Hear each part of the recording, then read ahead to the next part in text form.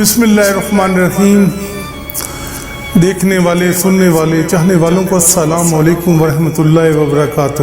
آج کچھ احباب آستانہ عالیہ پر آئے اور بہت ہی پریشان تھے۔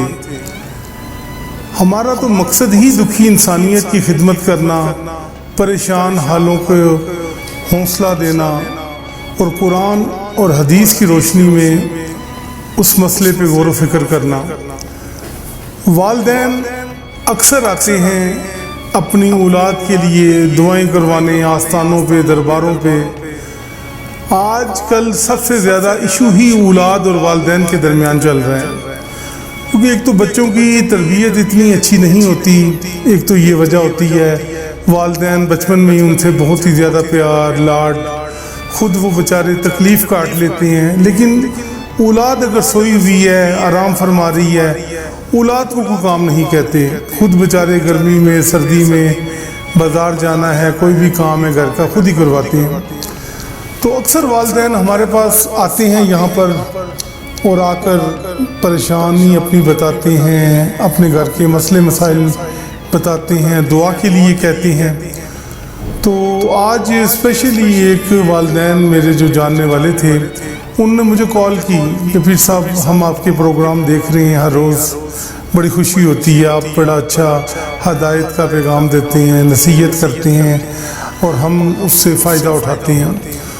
تو مہربانی کریں پیر صاحب، آج آپ اپنا کوئی ایسا پروگرام دیں جو بچوں کے لیے ہو، اور وہ بچے جو والدین کو تنگ کرتے ہیں، پریشان کرتے ہیں، گھر سے باہر ہی نہیں جاتے اور دن میں کم از کم 18 گھنٹے 16 گھنٹے سوتے ہیں، سو کے اٹھتے ہیں، کھاتے پیتے ہیں، پھر تھوڑا سا دوستوں کے ساتھ گھومتے پھرتے ہیں تو پھر آگے سو جاتے ہیں۔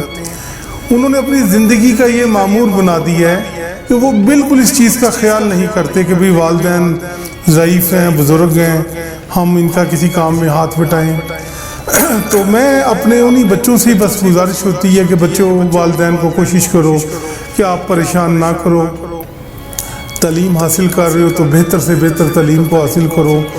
اپنے اندر سے جو سستیاں ہیں، جو شیطان ہم پہ غالب رہتا ہے، ہر وقت سویا رہنا، کام ہی کوئی نہیں کرنا۔ تعلیم حاصل کر رہے ہو تو تعلیم کی طرف توجہ دو، اگر کوئی کام نہیں ہے، فارغ ہو گئے تعلیم سے یا نہیں پڑھنا چاہتے تو کوئی نہ کوئی کام کرو۔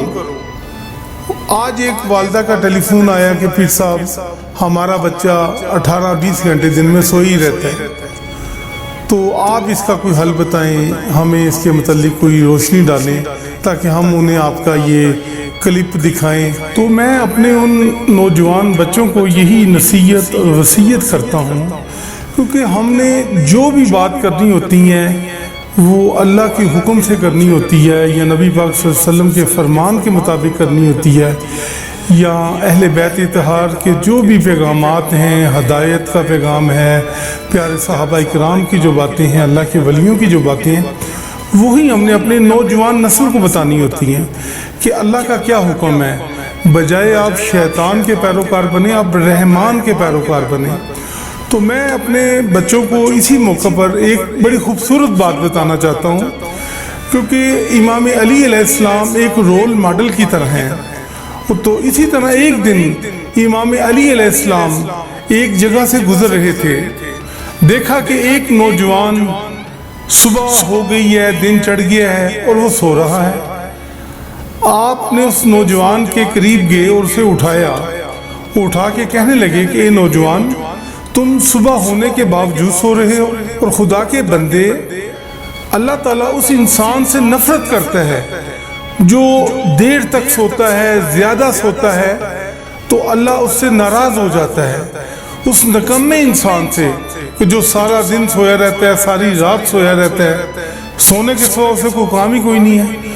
تو اس موقع پر امام علی علیہ السلام نے فرمایا، ایسا انسان اپنی دنیا اور آخرت شیطان کے ہاتھوں بیچ چکا ہوتا ہے۔ میں نے اللہ کے رسول صلی اللہ علیہ وآلہ وسلم سے سنا کہ اللہ نے کبھی کسی انسان کا مقدر تقدیر خراب نہیں کی، یہ انسان کی اپنی ذاتی سستی کی وجہ سے انسان کسی بھی اپنی منزل تک نہیں پہنچتا۔ اس شخص نے امام علی علیہ السلام سے فرمایا کہ آپ مجھے کوئی ایسا اس کا حل بتائیں کہ جو میں دیر تک نہ سوؤں اور جلدی اٹھ جاؤں اور میرے اندر سے سستی ختم ہو جائے۔ تو اس پر امام علی علیہ السلام نے فرمایا کہ بندہ خدا نماز کی پابندی کرو، قرآن پاک کا چاہے ایک رکوع پڑھو، لازمی پڑھو، اور کوشش کرو کہ سونے سے پہلے سورۃ نصر 21 مرتبہ پڑھو۔ انشاءاللہ تمہارے نزدیک کبھی بھی شیطان نہیں آئے گا اور تم اپنے وقت پر سو گے اور وقت پر اٹھ جاؤ گے، اور انشاءاللہ اللہ کے حکم سے تم کامیاب ہو کر اپنی منزل تک پہنچ جاؤ گے۔ کچھ لوگ ہر چیز کا ذمہ اللہ پہ ڈال دیتے ہیں کہ اللہ نے جی یہ کرنا ہے، اللہ نے وہ کرنا ہے۔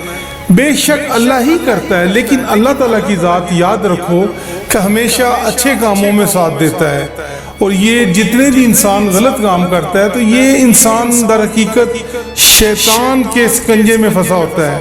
اللہ کبھی کسی کی تقدیر مقدر خراب نہیں کرتا، یہ انسان اپنی خود تقدیر اور مقدر لکھتا ہے۔ جب ہم اللہ سے رابطہ ہی توڑ دیتے ہیں، اللہ سے بندے کا رابطہ ایک نماز ہے اور قرآن پاک ہے، یا حضور نبی کریم صلی اللہ علیہ وآلہ وسلم پر درود بھیج کر ان سے کوئی فیض لینا ہوتا ہے۔ جب انسان یہ سب کچھ چھوڑ دیتا ہے، غافل ہو جاتا ہے، ساری رات سارا دن سویا رہتا ہے، کام کرتا نہیں ہے، پھر کہتا ہے جی میری مقدر ایسے ہیں، میری قسمت ایسی ہے۔ ہرگز مقدر اور قسمت ایسے نہیں ہوتے، انسان اپنے مقدر اور قسمت خود بناتا ہے۔ اگر انسان اچھے کام کرتا ہے تو اللہ اس بندے کی مدد کرتا ہے، اگر انسان برا کام کرتا ہے تو شیطان اس کی مدد کرتا ہے۔ اب آپ سوچیں نوجوانوں کہ آپ نے شیطان کا پیروکار بننا ہے یا رحمان کا پیروکار بننا ہے۔ اس لیے میں اپنے نوجوانوں کو آج ایک ایسا سبق دیتا ہوں کہ والدین کے فرما بردار ہو جائیں، ان کی گستاخی نہ کیا کریں۔ اگر آپ چاہتے ہیں کہ آپ کی دنیا اور آخرت سنور جائے تو اپنے اندر سے سستی اور یہ سویا رہنا ہر وقت کاہلی یہ ختم کرو۔ آپ دنیا میں کسی مقصد کے لیے آئے ہو۔ بس یہ ایک چھوٹا سا پیغام تھا اپنے بچوں کے لیے۔ ہماری باتیں بہت قیمتی ہوتی ہیں، اور آج کل انسان جن حالات سے گزر رہا ہے، گوروں کے مسئلے مسائل، آپ کو ہماری اس گفتگو سے کوئی نہ کوئی اللہ کے رسول کا فرمان ملے گا یا صحابہ اکرام کی کوئی بات ملے گی تاکہ وہ آپ کی رہنمائی کر سکے۔ شکریہ۔